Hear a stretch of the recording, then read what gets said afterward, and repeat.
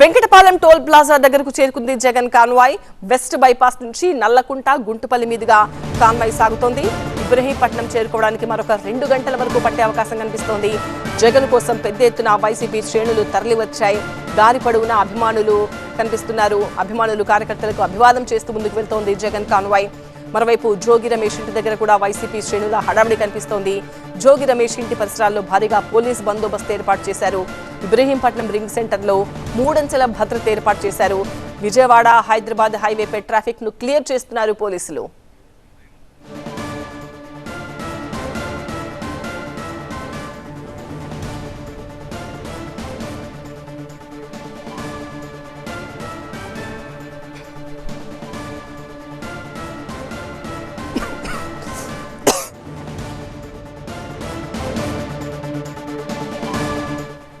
మా ప్రతినిధి వసంత్ తో మాట్లాడదాం. వసంత్, వెంకటపాలెం టోల్ ప్లాజా దగ్గరకు చేరుకుంది జగన్ కాన్వాయ్. దారి పొడవునా కూడా ఇప్పుడు మనం టీవీ స్క్రీన్ పైన చూస్తున్నట్టుగా అంత పెద్ద ఎత్తున కార్యకర్తలతో కాన్వాయ్ వస్తోందా? ఇంకా 2 గంటలు కాదు, ఇంకా చాలా టైం పట్టే అవకాశం కనిపిస్తోంది కదా ఇంతే స్లోగా వస్తే.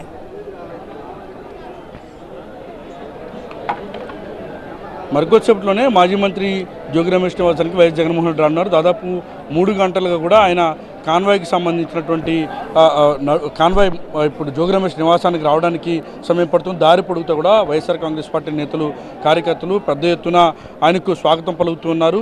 ప్రస్తుతం మాజీ మంత్రి జోగి నివాసం వద్ద ఉన్న మనం చూడొచ్చు. సిచ్యువేషన్ మొత్తం కూడా పార్టీ నేతలు కార్యకర్తలు కూడా చాలా పెద్ద ఎత్తున ఇక్కడికి తరలి వచ్చారు. మరికొద్దిసేపట్లో జగన్మోహన్ రెడ్డి ఇక్కడికి రానున్నటువంటి నేపథ్యంలో ఇక్కడ ధ్వంసమైనటువంటి టీడీపీ నేతల కార్యకర్తల దాడిలో ధ్వంసమైనటువంటి జోగి రమేష్ నివాసాన్ని జగన్మోహన్ రెడ్డి ఆయన నివాసాన్ని చేరుకుని పరిశీలిస్తారు. ఇటు జోగి కుటుంబ సభ్యులను కూడా పరామర్శిస్తారు. ప్రస్తుతం ఆయన కాన్వాయ్ వెంకటాయపాలెం టోల్ ప్లాజా ఏదైతుందో అక్కడి వరకు చేరుకుంది. అక్కడి నుంచి వెస్ట్ బైపాస్ మీదుగా నేరుగా నల్లకుంటకు చేరుకుంటుంది. అక్కడ కూడా భారీగా పార్టీ శ్రేణులు కార్యకర్తలు చేరుకుని స్వాగతం పలుకుతారు. అక్కడి నుంచి గుంటుపల్లి, అలాగే తుమ్మలపాలెం, ఇబ్రహీంపట్నం రింగ్ వద్దకు చేరుకున్న తర్వాత అక్కడి నుంచి జోగి నివాసానికి రానుంది. అయితే మొదట విజయవాడలోకి వచ్చి విజయవాడ నుంచి ఇబ్రహీంపట్నం జోగి నివాసానికి రావాల్సి ఉన్నప్పటికీ కూడా పోలీసుల సూచనలు ఆంక్షల మేరకు ఇప్పటికే పోలీసులు నోటీసులు ఇచ్చారు. అయితే సామాన్య ప్రజలు కూడా ఇబ్బంది పడతారని పోలీసులు చెప్పినటువంటి నేపథ్యంలో జగన్ కాన్వాయ్కి సంబంధించి రూట్ మ్యాప్ మొత్తం కూడా పూర్తిగా మారింది. వెస్ట్ బైపాస్ మీదుగా నేరుగా ఆయన ఇబ్రహీంపట్నం చేరుకునేలా కూడా పార్టీ నేతలు కార్యకర్తలు కూడా ఆ రకంగా తీసుకొస్తూ ఉన్నారు. ప్రస్తుతం మరికొద్ది సేపట్లోనే ఇటు జోగి రమేష్ నివాసానికి రాబోతూ ఉన్నారు. ఇక్కడ ఏదైతే జోగి రమేష్ నివాసం గత ఆదివారం టీడీపీ నేతల దాడిలో పూర్తిగా ధ్వంసమైందో జోగి రమేష్ నివాసాన్ని ఆయన పరిశీలిస్తారు. ఆయన కుటుంబానికి భరోసా ఇస్తారు.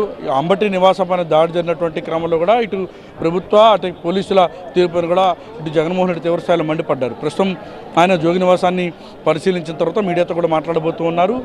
ఇటీవల వరుసగా జరుగుతున్న ఘటనలు, దాడులు, అరెస్టులు లాంటి అంశాల్లో పోలీసులు చోద్యం చూస్తున్నారని ప్రధానంగా వైసీపీ ఆరోపణ. ఇప్పటికే ఇటు కేంద్ర ప్రభుత్వానికి ఫిర్యాదు చేశారు, నేషనల్ హ్యూమన్ రైట్స్ కమిషన్కి ఫిర్యాదు చేశారు, నేషనల్ ఎస్సీ కమిషన్కి ఫిర్యాదు చేశారు, అలాగే హైకోర్టులో కూడా వరుసగా పిటిషన్లు దాఖలు చేశారు. అయితే జోగి నివాసం పైన దాడి చేయడం, ముఖ్యంగా ఎన్టీఆర్ జిల్లా లాంటి చోట ఆ పెట్రోల్ బాంబుల దాడుల సంస్కృతి గతంలో ఎన్నడూ కూడా లేదు.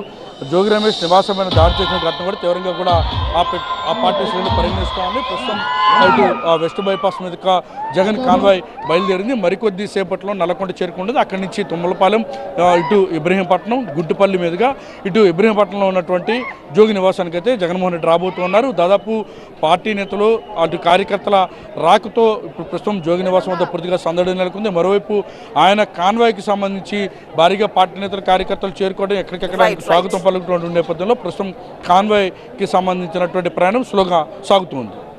రైట్ వసంత్. జగన్ ను చూస్తేనే కూటమి ప్రభుత్వం భయపడుతోందన్నారు జోగి రమేష్. జగన్ బయటకు వస్తే చాలు ఆంక్షలు విధిస్తున్నారు అని మండిపడుతున్నారు. జగన్మోహన్ రెడ్డి గారు వస్తున్నారంటే ప్రపంచం వస్తుంది, జనం వస్తారు.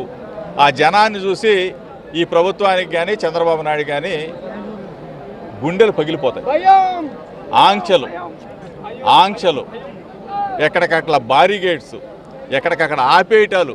అంటే ప్రజాస్వామ్యంలో ఒక ప్రతిపక్ష నాయకుడు, అది కూడా నా ఇంటిని యాసిడ్ పెట్రోల్ బాంబులేసి దాడి చేస్తే నా మీద భౌతిక దాడి చేయాలని, నా కుటుంబం మీద భౌతిక దాడి చేయాలని చెప్పేసి ఈ ప్రభుత్వం చంద్రబాబు నాయుడు కొడుకు ప్రయత్నం చేస్తే మా జగనన్న వచ్చి నన్ను పరామర్శిస్తూ ఉంటే ఈ ప్రభుత్వం పెట్టే ఆంక్షల్ని ప్రజాస్వామ్యవాదులు అందరూ కూడా ముక్త కంఠంతో ఖండించమని అడుగుతా ఉన్నాం. దయచేసి ఇది రెడ్ బుక్ రాజ్యాంగం కాదు, ఇది అంబేద్కర్ రాసిన రాజ్యాంగం అని చెప్పేసి భారతదేశ ప్రజలు ఒక్కసారి గుర్తుపెట్టుకోవాలని చెప్పేసి చెప్తా ఉన్నాం.